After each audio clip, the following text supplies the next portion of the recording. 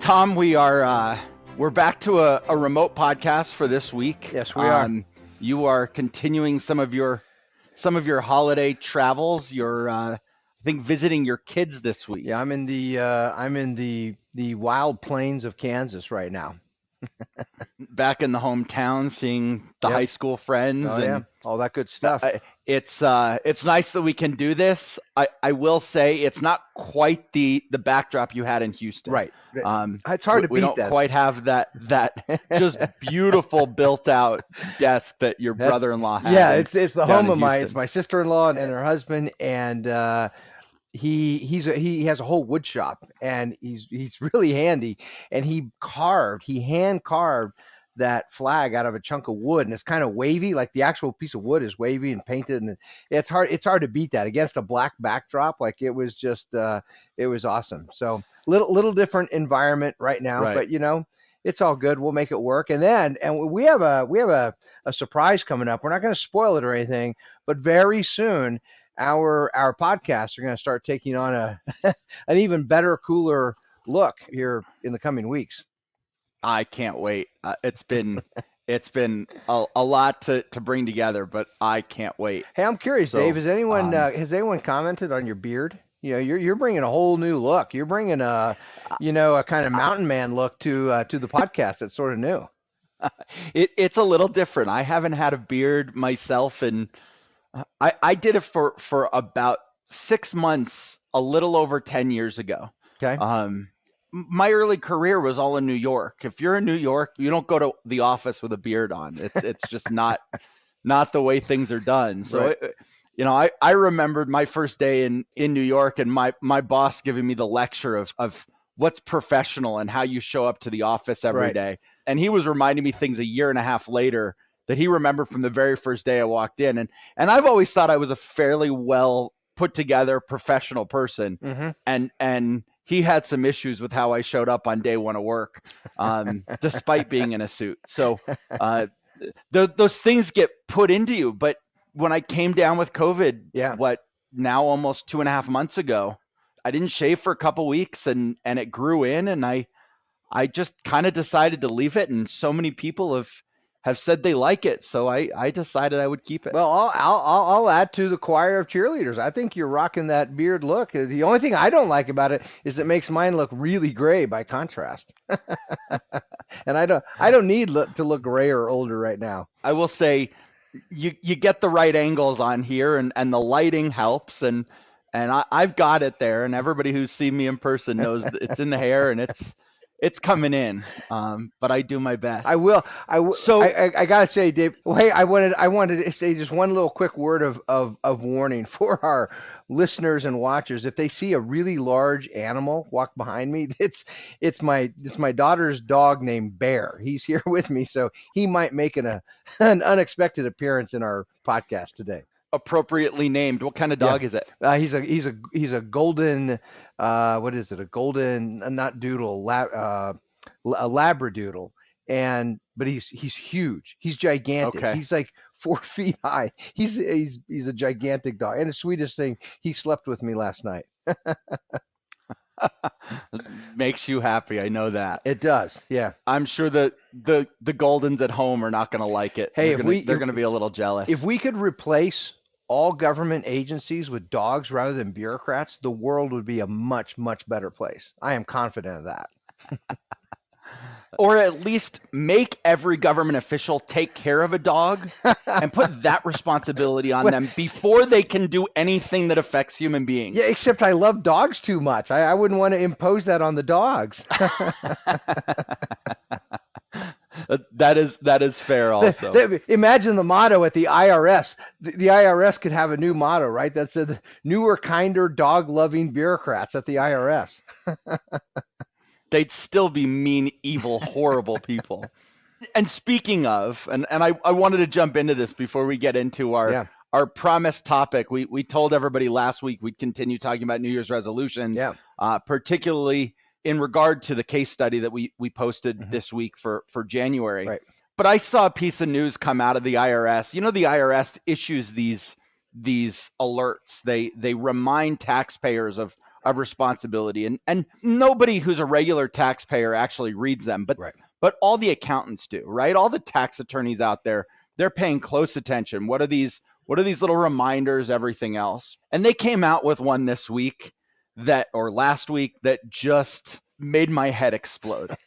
We've talked a little bit in the past about these changes in laws, especially in places like California, where you're not going to be prosecuted. I don't want to say it's become legal, Yeah.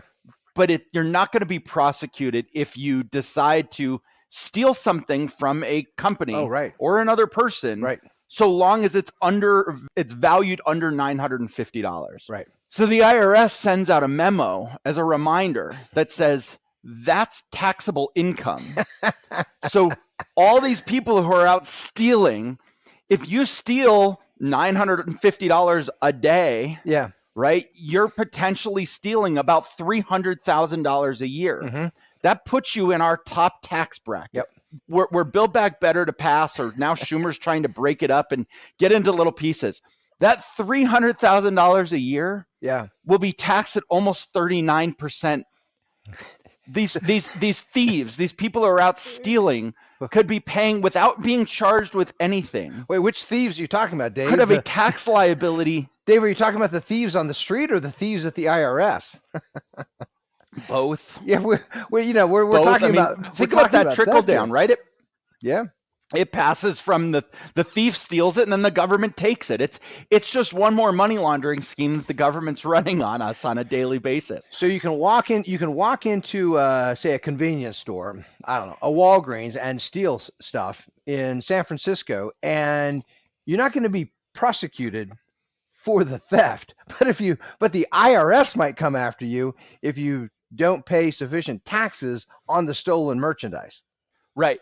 And I did the math on this. So if you steal about that much, and I'm doing rough numbers. Sure. But if you steal about $950 a day for an entire year, which means you won't get in trouble. Right. When you do that, you're going to make about $300,000 over the course. You're going to steal about $300,000 worth of goods over the course of that year. Right. If you take that $300,000 and apply the 39% income tax rate for that highest level, for that those who make over $250,000 a year, it's a little over $120,000 a year that person has to pay. Is the IRS going to go hunt them down in their tent on Colfax or in San Francisco to say, hey, you owe us $120,000 and you're going to have to pay this? Well, I will say this: if anybody's going to hunt down somebody, it would be the IRS. I also saw another update from the IRS.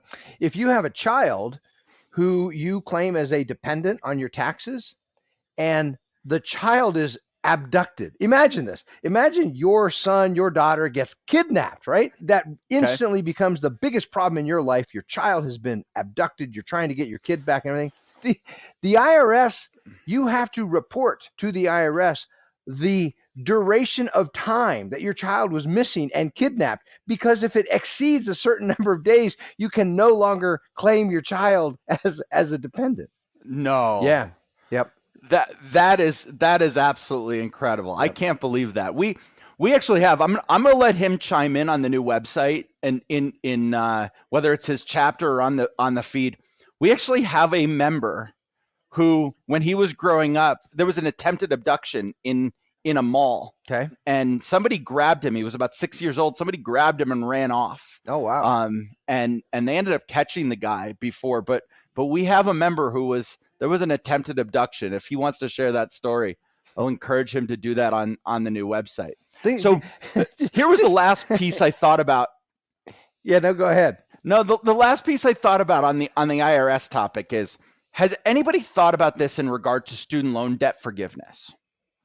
Right? So let's say Joe Biden and AOC and Elizabeth Warren, and they all get their way and they do completely away with student loan debt. Right. And you have $200,000 or $250,000 in student loan debt. $200,000 in student loan debt. You make an extra $50,000 in income during the year. You now get placed in the highest tax bracket, because don't think the IRS isn't going to come to you and say, hey, that loan forgiveness, that's income. And now you have to pay that as regular income. And all these people who had $200,000 loans that could be paid off over 30 years Right. or 20 years or whatever those terms are, now have a $70,000 bill that is due that year. There's no deferments, there's no Right. anything else. The government wants their money and they're going to come get it. Yep.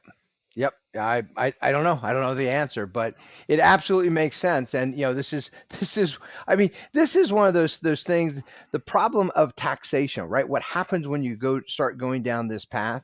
And we've talked about this on this podcast Uh-huh. before. We'll talk about it again. Many people think, well, it's unimaginable not to have taxes. You have to have taxes if you're going to have government. I'm not so sold on that. But we certainly know this just from historical experience. Once you go down that path, you authorize a government to tax. There's no end in sight. There's no limit in sight. And that certainly is the case with our own IRS. They're going to tax everything and anything that they possibly can. Could you talk to that a little bit? I don't know a whole lot about the background of when was it the 16th or 17th that created the federal income tax. 16th Amendment, yeah. 19th, 16th Amendment. 16th Amendment. 16th Amendment gets passed. Hmm. When we created the Constitution, there were all kinds of conversations about restrictions on government. Right. Did those conversations even happen when they were passing the federal income tax? When the 16th Amendment was getting passed, was there a conversation of, okay, we're going to have this tax, but we better say you can only tax on these things that we give you permission to tax on. Yeah. You can't tax unless we give you the right to tax us on X, Y, or Z. So one of the leading voices promoting the income tax, this won't surprise you, was Woodrow Wilson, of course, one of the leading voices of the early progressive movement. And the way that Wilson Right. and other progressives, and I'm using that term very precisely because there were many progressive Republicans as well as progressive Democrats. Remember, in the early movement of progressivism, this body of ideas really crept into both major political parties, and they were Republicans and Democrats alike. Many were enamored with this idea of a progressive, scientifically managed, socially engineered society. And the way Wilson and other progressives marketed the income tax was to say, look, this is a constitutional amendment. We need that. Now they were actually being constitutionally honest. They were honest enough to acknowledge Congress doesn't have any power to pass a law taxing citizens. In fact, there's a provision in the original Constitution that said no capitation taxes. That capitation was another word for head. You can't tax the heads of individual human beings. The Congress would tax states, and then it was up to the states to figure out how to collect the taxes. So these progressives in 1913, that's when the 16th Amendment gets passed, they say, yes, it is a constitutional amendment because we don't actually have any constitutional power to tax citizens, but rest assured, any income tax that gets passed is going to be both low and temporary.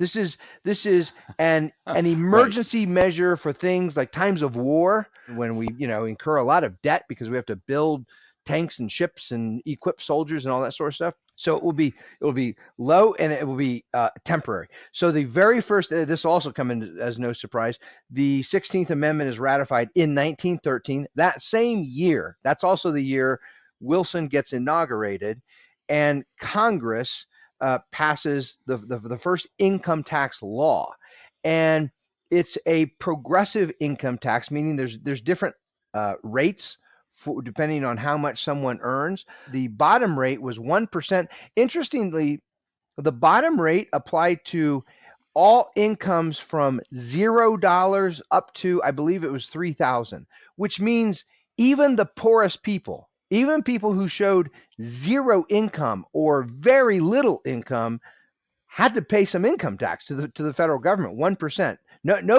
Nobody had a tax rate of 0%. So it went from 1% and then was incremental. 1, 2, 3, 4, 5, 6, and 7% was the top marginal rate for the top earners. That was in 1913. Well, within two decades, the top Mhm. the top marginal rate would be almost 100%. Almost 100%.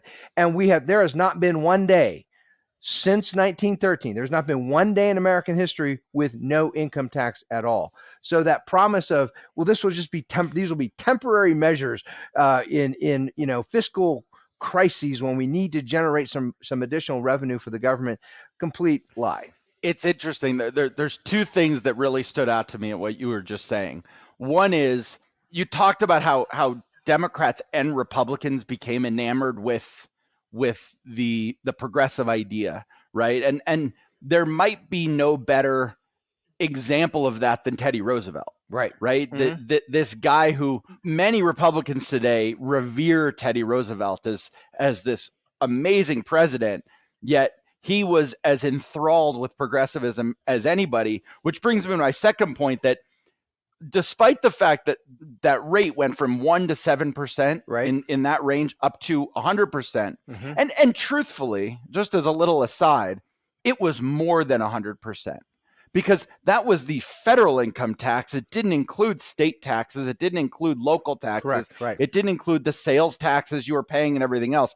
In the end, you were if you were in that top echelon, you were paying more than 100% of your income in taxes. Well, and not let's just clarify, not just indirectly during the administrations of Franklin Roosevelt, when the New Dealing Democrats were in control of Congress, there was a very brief moment in time where they actually, by legislation, they raised the top marginal Yes. federal income tax rate to, it was either 103 or 104%, more than 100%.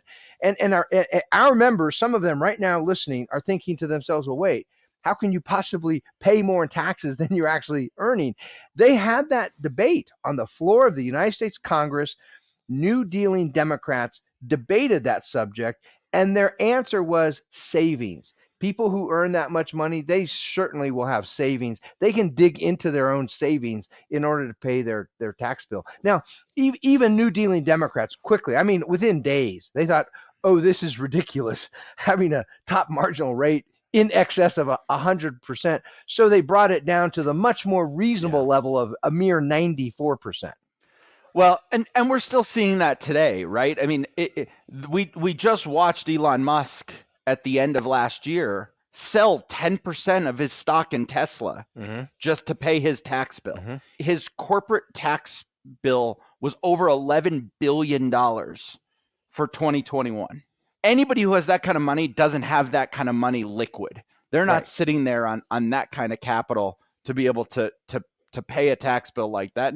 And so he went and had to cash out and sell part of the company that he built. So it's interesting to me that you brought up sort of that Republicans and Democrats both became infatuated with progressivism. And I talked about Teddy Roosevelt. Yeah. The fact that we could get under Woodrow Wilson up to those high 90%, up to 100%, some for a brief moment even over, and Teddy Roosevelt could still sit back just a few years later and say, I'm running for president again because Woodrow Wilson is insufficiently progressive, Correct.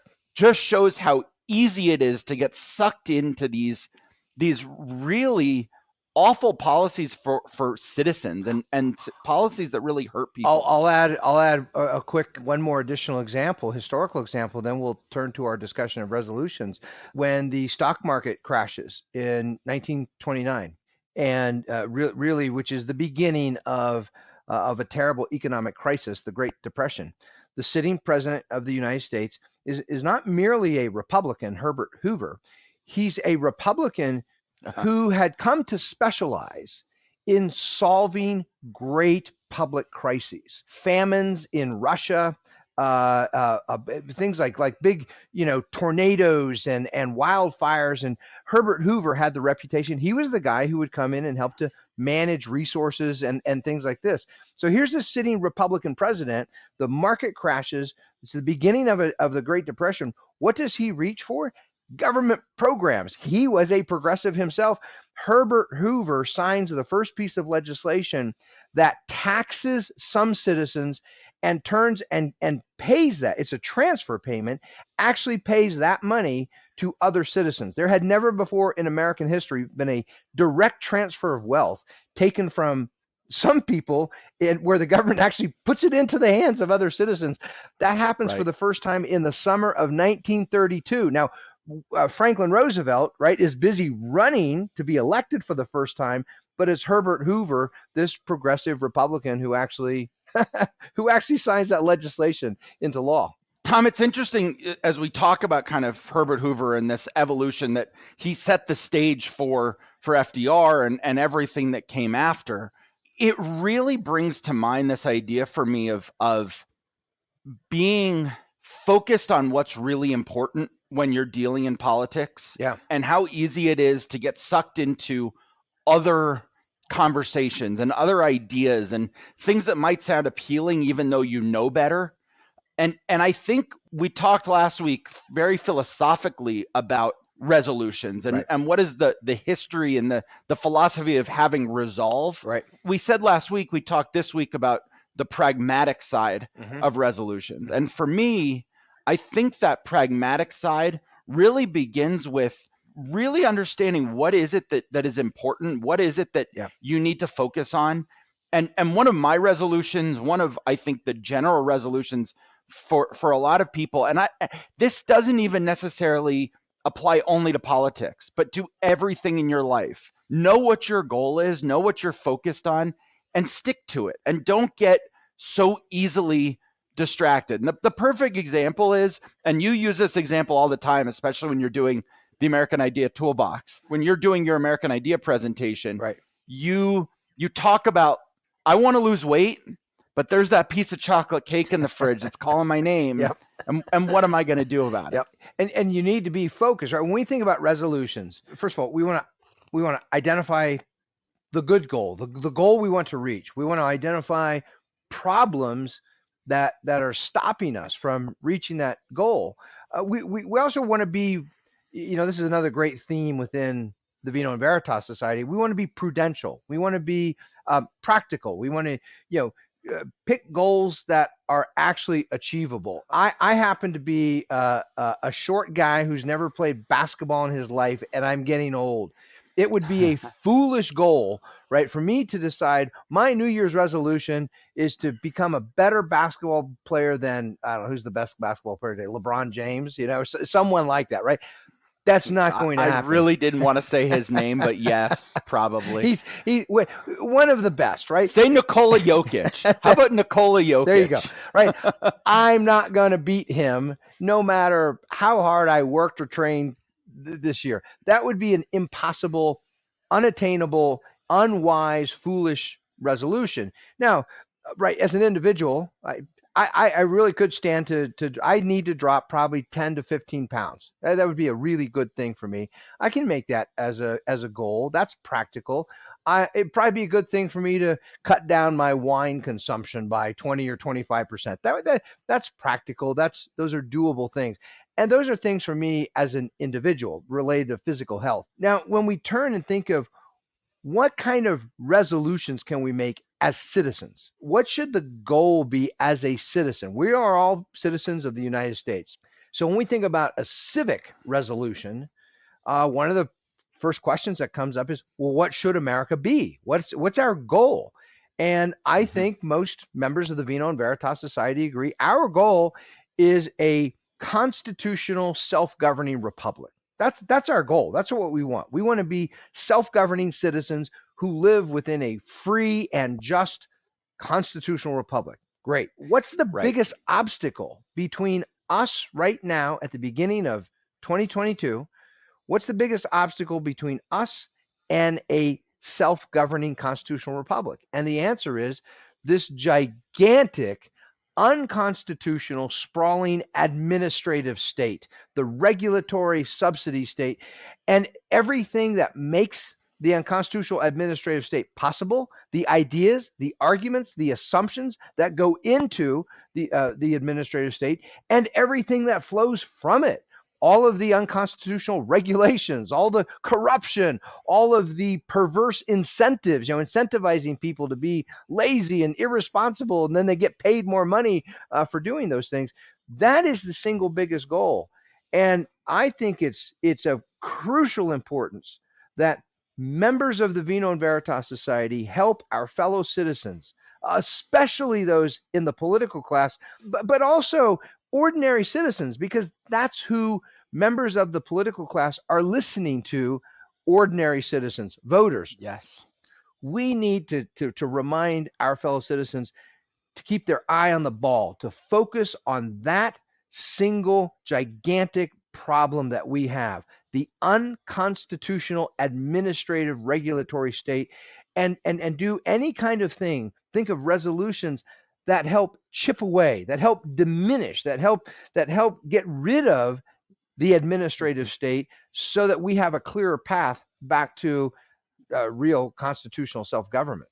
So Tom, we have this newly created or newly rejuvenated civic engagement that I think we lost over the years. I think under people like Bush, and then under candidates like Romney and McCain, there was sort of this acceptance of this is just how politics work. This Mm-hmm. is just what politics are. And there were many of us who were angry and disappointed about it. We had different ways of dealing with it. But for the most part, most of the country just said, this is politics. This is what our government does. That's what they were taught in schools. It's generally going to be progressive. And Donald Trump came in, and love him or hate him, some faults, some great things. Right. Donald Trump came in and reignited the conversation that government as usual can't continue. Right. We are losing America. We are losing our freedoms, and this can't continue. And that inspired millions and millions of Americans to say, you know what, I'm going to go do something about this. I'm going to actually get involved in civic engagement. Mm-hmm. The problem became it had become such a foreign idea to them that when they did go they did go get engaged civically, they started fighting for things that didn't actually get us closer to our constitutional republic. Right. They didn't have the lessons. They didn't have the understanding. And the best example I could give, and I'll keep it sort of simple, but I look at some of the recent fights over the vaccine mandate. The vaccine mandate in and of itself, I think we all agree sorry, I can't say we all, but those members of the Vino Veritas Society who have studied this stuff, Mm-hmm. they should agree that the vaccine mandate is unconstitutional to require somebody to do that. Now you can encourage it, you can promote it, you can do all of these things, but to require somebody to put something in their body, we talked a couple weeks ago about the Nuremberg Code. Yeah. It is morally and constitutionally wrong. Yeah. That said, we don't go and fight in courts to say this vaccine mandate is wrong and you should get rid of the vaccine mandate. We fight for exemptions from it. It's that little misunderstanding or that little tweak in understanding how our country is supposed to function that I think opens up the door to a lot more harm in the long run. You know, it's a great point that you raised, Dave, and I'm going to emphasize here something that some of our members might find a little surprising. Whenever there's a high-profile court case, very often involving the United States Supreme Court, about some bad, unconstitutional, whether it's a law or a regulation, and very typically, right, conservatives are rallying around the person or the group or the class of citizens who are suing to get an exemption from this law, this bad regulation. And every now and then they win. Sometimes they win. You know, we had a case in Colorado that went all the way to the Supreme Court. We had a guy who owns a bake shop, Jack Phillips, and he was being harassed by, it's actually the Colorado State Civil Rights Commission. They're a bunch of bureaucrats, and the court offered an exemption. They said in this particular instance, the Civil Rights Commission can't force Jack Phillips to do something he doesn't want to do. It had to do with baking cakes for a gay wedding or something like that. But all this misses the point. I come out consistently. I am always opposed to these exemptions. I don't like them because these exemptions take us farther, a step farther away from constitutional government, not toward it. Now, many of our friends say, "Well, Cranwood, are you crazy? Like, what did you want Jack Phillips to, be forced by bureaucrats to do things he doesn't want to do?" No, No. no, of course not. I don't want any citizen to be forced by bureaucrats or politicians to do things they don't want to do. Here's the rub: these problems all start with unconstitutional and immoral, unjust pieces of legislation or regulation. Now, when that happens, when any government, whether it's Congress or a federal agency or the state legislature, any kind of government body, when they do something, when they create a body of law or regulation that is illegitimate, the first question we should ask is, well, do they actually have that constitutional power? Do they have the legal authority to do that? If the answer is no, they do not have the rightful constitutional authority to pass that law or issue that regulation, then the solution must be repeal it, get rid of it. It shouldn't exist. When Hmm. when people sue over these bad laws, bad regulations, and it goes to some court, and the court hands down an exemption and says, well, this bad law still applies to everybody else, except for this one person or this one business or this one group of people. They're exempt. What happens now is a double problem. Not only the court, in a backhanded way, is saying, well, whether it's Congress or a state legislature or regulatory agency, they clearly do have the authority to issue this bad law, this bad regulation, and we in the government have the rightful authority to decide to whom it's going to apply and to whom it's not, to whom it's exempt. So now we have a double problem. Now we have an illegitimate law or regulation, either way, this illegitimate thing, and we have a government that's now in the business of saying, yeah, we think we're going to apply it to that group of people, but not apply it to that other group. They're going to be exempt. We're now two steps removed away from legitimate constitutional government. So rather than champion these exemptions, I say stay Yep. focused on the goal, which is to first get rid of the bad laws, the bad regulations, and then get rid of many of the agencies that issue these bad regulations. So we are, now that it's 2022, this is our Mhm. first podcast of 2022. We are in an election year. And Right. and I actually had a conversation last night, just last night, with a member of the Vino Veritas Society who is running for a state office for the state legislature in Colorado. Right.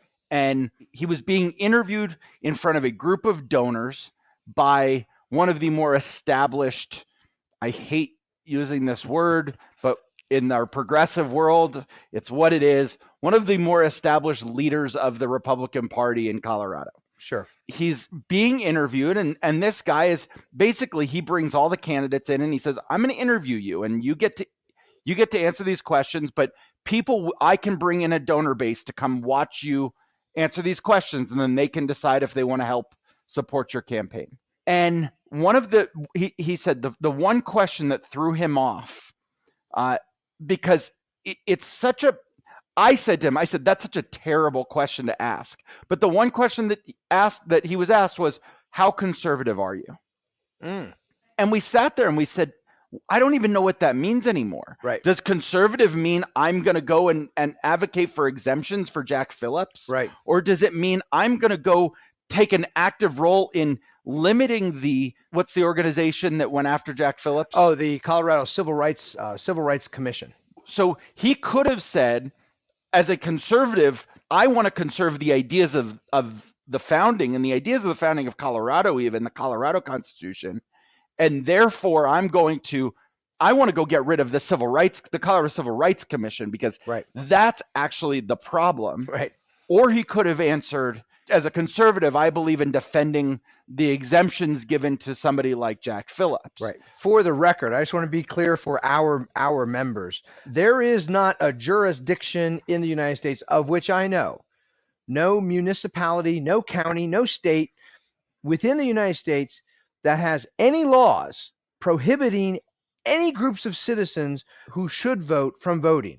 There is not a county in the country, there's not a state in the country that has a law that says citizens with dark colored skin may not vote, or female citizens may not vote, or members of certain churches may not a law like that exists. There's not a law anywhere that says Catholics don't get to have a jury, a trial by jury when they're accused of a crime, right? Or things that doesn't exist, and therefore Right. there's no need for these civil rights commissions. Show me somewhere where citizens are legally prohibited from voting and having access to criminal, right, and civil court systems and things like that.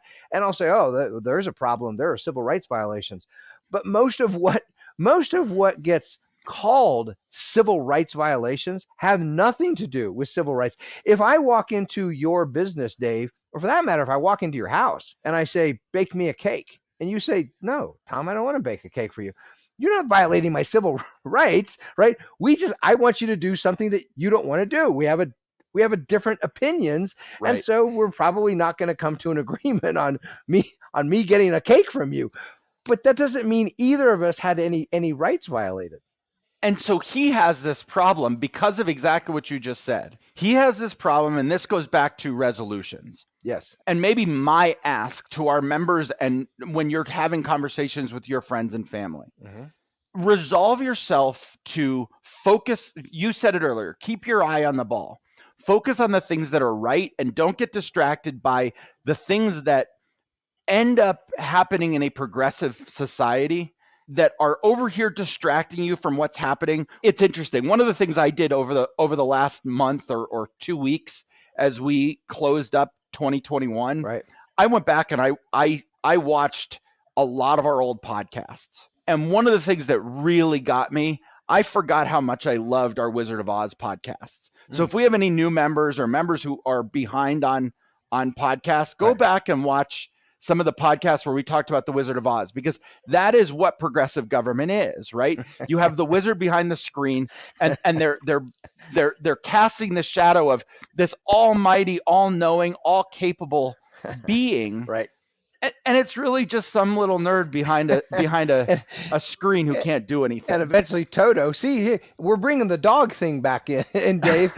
It's Toto, the dog, right, who ends up pulling the screen That's back. why. And then they can all see this is just some little nerdy bureaucrat. This isn't some great wizard. You're absolutely right, though. I want to encourage our members to think about some practical civic resolutions, right? So think beyond. I mean, don't ignore your own health and well-being and happiness. Think about those things and come up with resolutions that are practical, that you can actually achieve. Make yourself healthier, stronger, happier in any way that you can. And at the same time, think about civic Mhm. resolutions as a citizen of the United States. I'm going to encourage our members who are listening to this podcast. We have a fantastic new website, which actually, if you're watching this podcast, you're accessing the new website.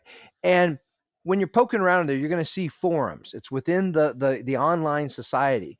And I'm going to encourage our members listening to this podcast, go into those forums and offer some ideas for resolutions. What would be some good resolutions for citizens to adopt? And I'm going to kick it off with a couple of practical ideas for resolutions myself. One is for members of the elected bodies. So this could be people who are in state legislatures. You were just mentioning, Dave, someone interested in state office. This is also true for members of the United States Congress. Any member of a legislative body, state or federal, they have the ability, they can call hearings at any time. I'm even going to add a little piece of this. This is getting into the weeds a little bit, but there's a big practical purpose.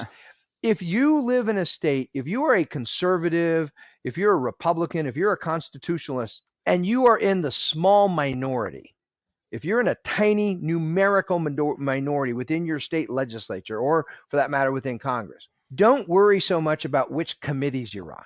Because the truth is, numerically, you don't have the votes to do much. You're not going to have much power in the general legislative assembly or within a committee. You're going to be a small numerical minority. So rather than trying to fight to get onto the biggest, most influential committees, why not get on to some non-important committees, so some unimportant committees that don't meet very often, that don't have much business?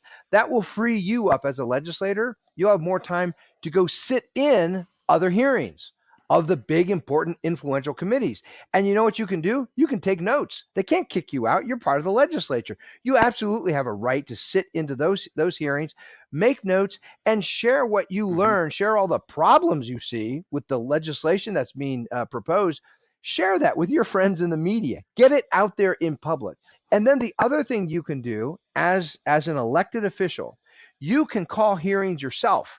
You can call in expert witnesses, right? We live in a world where everyone says they love the experts and they want to believe the science. Then call in the scientists and the experts.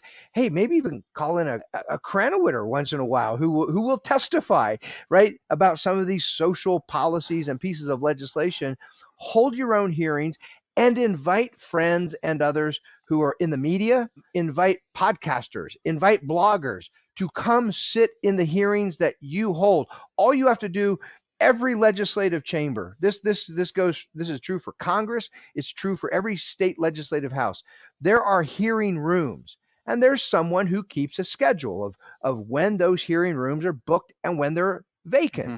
And when they're vacant, call your own hearing, schedule your own hearing. You're a member of the legislative body, and let your fellow citizens know to the best that you can all the problems that are packed into pieces of legislation that are being discussed right now. The other thing that you can do if you're part of the political class is you can shine a spotlight on the corruption, the fraud, the waste, the genuine injustices, and the harm that is done by many regulatory and bureaucratic agencies. Hold hearings about that and share your findings with fellow citizens and people in the media. That's keeping your eye on the ball, on the problem of the administrative state, and help our fellow citizens, remind them all the time, daily, weekly, monthly, of all those problems in these unconstitutional, unelected regulatory agencies, and all the, keep track.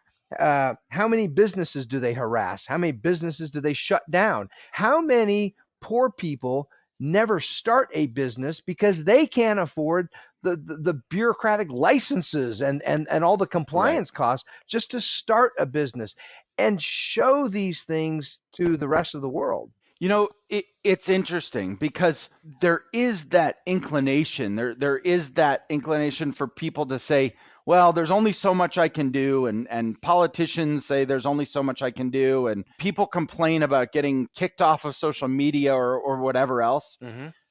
But you do have certain people out there right now who have said, I am going to do exactly what you just said, and they're doing it, and they're making a world of difference. And Yeah. the first person I'll point to is Joe Rogan. And so Mm-hmm. there are other ways to go find this. I don't know if people watch Joe Rogan, watch his podcast. Joe Rogan has made it his mission to expose the truth about vaccines, Right. and about COVID in general. He has said COVID is real.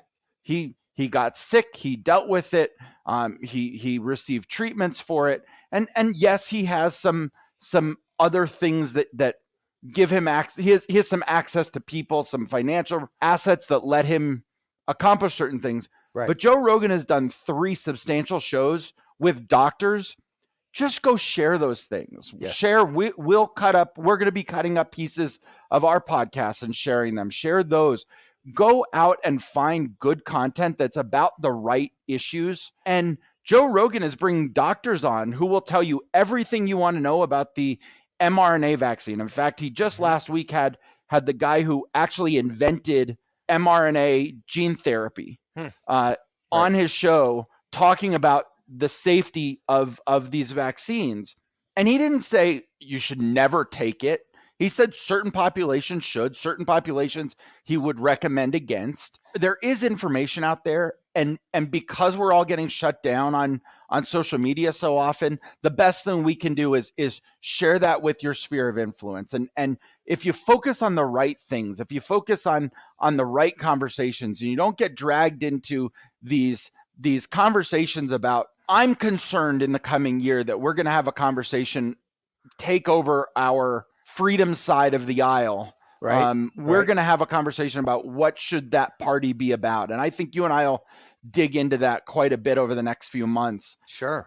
I think it's a mistake, and I think it's dangerous. And I think we really have to keep our eye on the ball of, we're not each other's enemies. And Hmm. we have become very good at making each other, if you don't meet my definition of what somebody who believes in freedom is, you're a bad person. I'm going to fight you, rather than realizing the target are these government bureaucrats who are really just creating all of these problems. And if you take care of that, it takes care of all of the Well, others. and Dave, you just said something really important there. Part of what has unified the progressive left now really for 150 years, they have an end goal. Even if they don't realize it with much clarity, their end goal is a regime of total central planning, a scientifically managed, Mhm. socially engineered way of life, where bureaucrats really tell us everything, what to eat, what medicines to take, how to live our lives, how to raise our kids. That's their goal, and that unifies them. That allows progressives to set aside personal differences or even differences on more minor subjects. The opposition to progressivism has never really had a clear goal.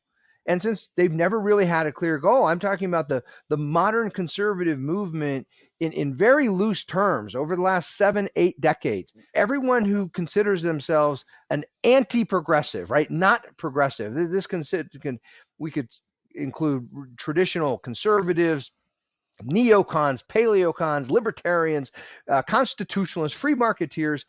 They've not been very good on the goal, and therefore they easily get distracted in all kinds of secondary matters of secondary importance. If we can do one thing as an organization, the Vino Veritas Society, it would be this: help our fellow citizens focus on the goal of constitutional self government and the biggest obstacle, getting rid of the unconstitutional administrative state that stands in the way. Anyone who will help us do that, anyone who will help us chip away at the administrative state, undermine it, whether it's going after regulatory agencies, going after them through lawsuits, going after them in terms of the credibility that they have in the public mind, start to diminish and discredit the administrative state so that growing numbers of citizens elect politicians who are not Mhm. favorable to these unconstitutional bureaucracies, but actually want to start abolishing some of them, who want to start taking away some of their power. Here, we're talking about resolutions. Here, imagine this: if we had large numbers of Americans who resolved, they made a resolution, they resolved to take away the power of issuing regulations. Take that away from all bureaucratic agencies. Say, for the time being, you'll still Right. exist. You can still be there. You can still have your budget. You can give pay increases to all of your unelected bureaucrats. You just don't get to issue regulations that are binding on citizens, right? As if you're elected lawmakers. You're not elected. If we had the resolve to do something like that, that is a game changer. That sets us on the course to legitimate constitutional self-government. That's what we mean by keeping your eye on the ball. Stay focused. Don't get distracted by petty, personal differences or differences that are very much secondary. Focus on discrediting and abolishing the administrative state so that we can actually live as self-governing citizens again. And I want to reemphasize to that point, that will accomplish all of the other goals. You Hmm. want to solve all of the other things that you don't like. You want the freedom to practice your religion however you want. You want the That's right. freedom to make a cake for whoever you want. You want the Yep. freedom to keep your job without getting vaccinated, Yep. or live in the world with, if you don't get a shot, all of those things. You want the freedom to take your time in making a difficult decision. I mean, truthfully, that's where I think a lot of people are in the vaccine conversation. Right. It's not a total anti-vaccination approach. It's, I don't think I have enough information, Hmm. or they don't think they have enough information to say, I'm ready to put that in my body. Right. It was the process made me uncomfortable. The point where we got to start mandating it, and there's been a little bit of Shakespeare in it, of thou doth protest too much. Um, Well, but your bigger point is absolutely it right. makes you weary. You know, I mean, the truth is there are very few anti-vaxxers, very few at all. There are many people who are they have questions about a particular vaccine or a particular medical technology. They're not quite sure. And then you have growing numbers of people who are anti-government forced vaccines or government forced right medical technology. And the point is, if you find yourself in any of those camps and you want the freedom to make your own choices, what's the solution? The solution is constitutional self-government. That's the solution. How do we get to constitutional self-government? We get rid of the unconstitutional administrative state that's trying to control all these aspects of our lives. Right. And you're right that the freedom, the enormous realm of individual liberty that comes with a self-governing constitutional republic, that huge realm of individual liberty is the solution to almost all the problems that our members, that freedom-loving people have. We've made this keep your eye on the ball analogy throughout this entire thing, and everybody knows who has watched a number of our podcasts knows we're sports fans, right? We're both baseball fans, which is really one of those sports where you got to keep your eye on the ball. Yeah. I'm also a golfer. Golf is another one. You got to keep your eye on the ball. Yeah. And when you think about it in those terms, I think there's one other resolution that I'm going to ask every single member of the Vino Veritas Society to carefully consider making a part of their plans for 2022. And we've been asking this for a while now, but I think it's important to continue to reiterate. And I think now more than ever, we have the opportunity, and that is practice. It is one thing to go out there and say, keep your eye on the ball. Yeah. I can tell you, I grew up playing baseball, all of those things, and I stopped playing for years. And then I started playing in an adult softball league, slow pitch softball. You'd think, okay, you're a baseball player. This is easy.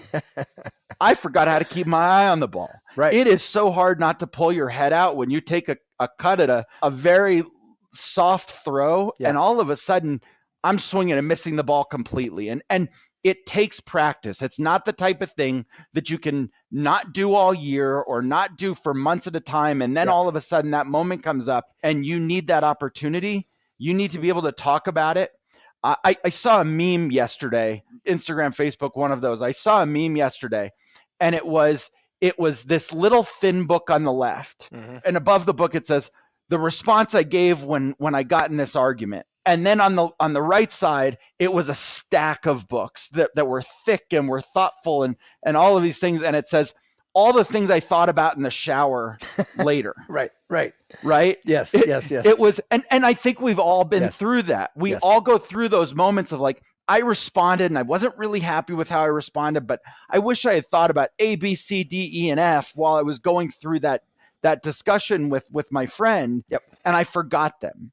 The way you don't forget them is to practice, is to keep using them over and over and over and find a way. So you could do that publicly. You could do that on Facebook. You could do that on Twitter. You could do that at the dinner table with your friends, your family, whatever else.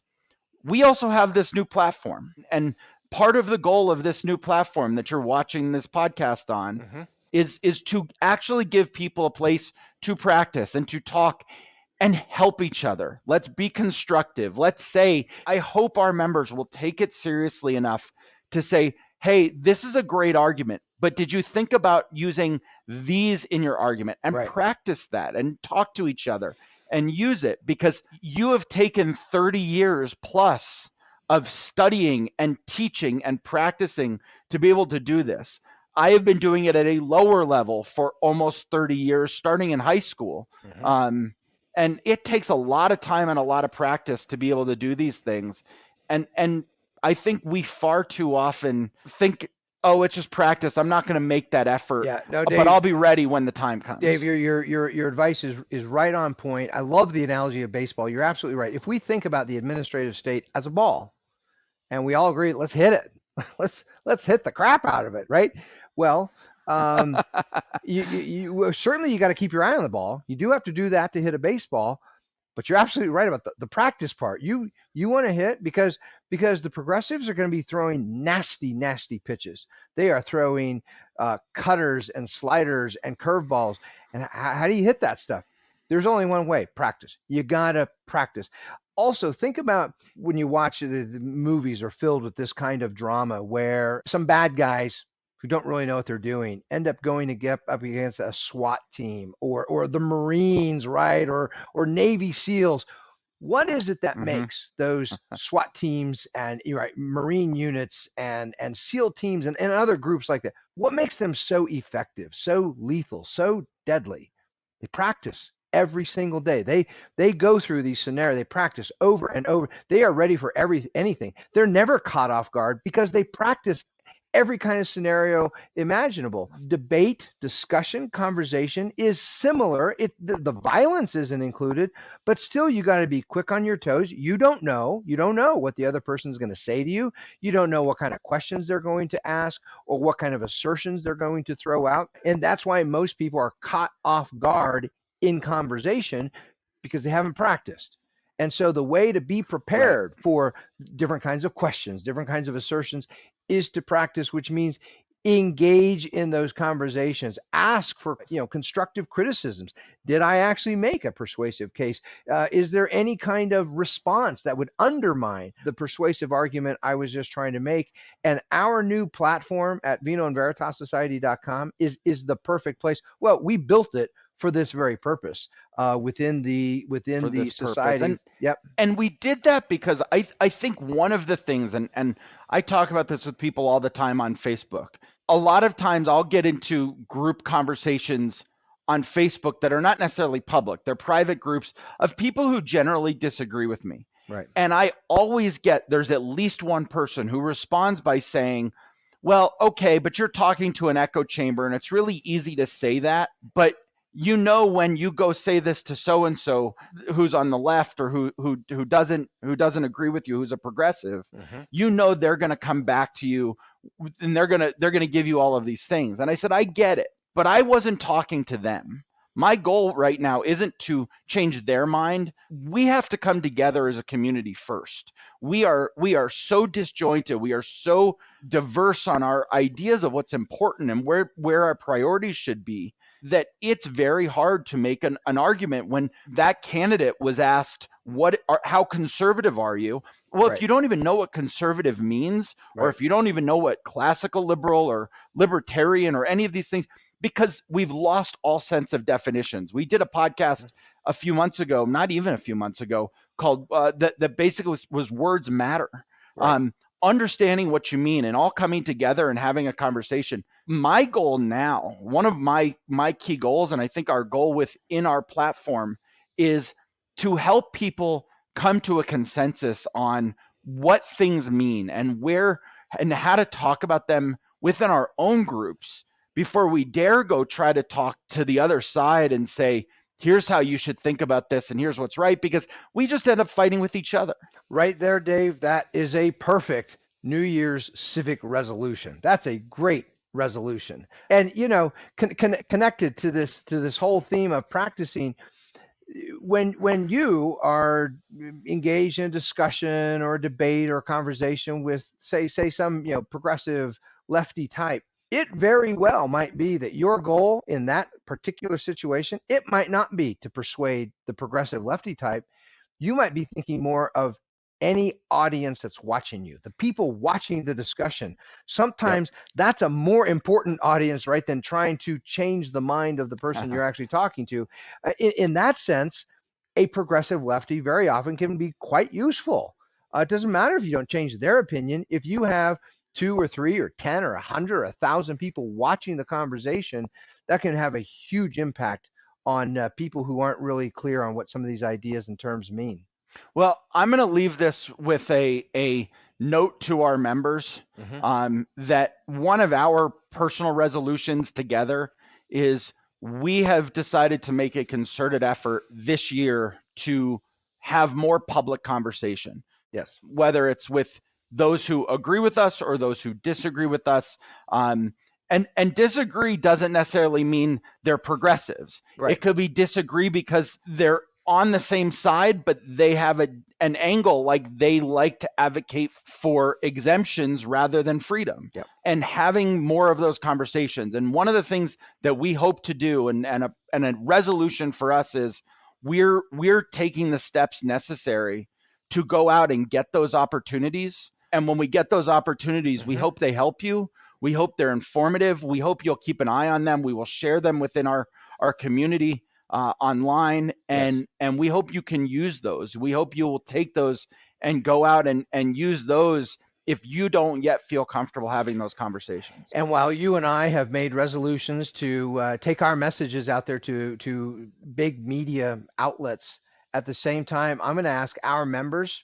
I would love for them to resolve to get within our new platform and use that, use those forums, use the community there to have these conversations, practice, help others practice, and get better at communicating and persuading for the ideas of liberty. Because if we're not going to guard those ideas, there's nobody else doing that in the United States today.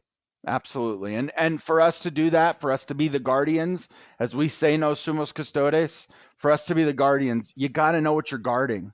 You've got to know what you're defending and what you're preserving. And we have a problem right now that a lot of that's been lost. Yep. So it's going to be on us. This is an organization, and I hope every member who's a part of it is here for that reason, to understand what it is to guard the American idea and protect it.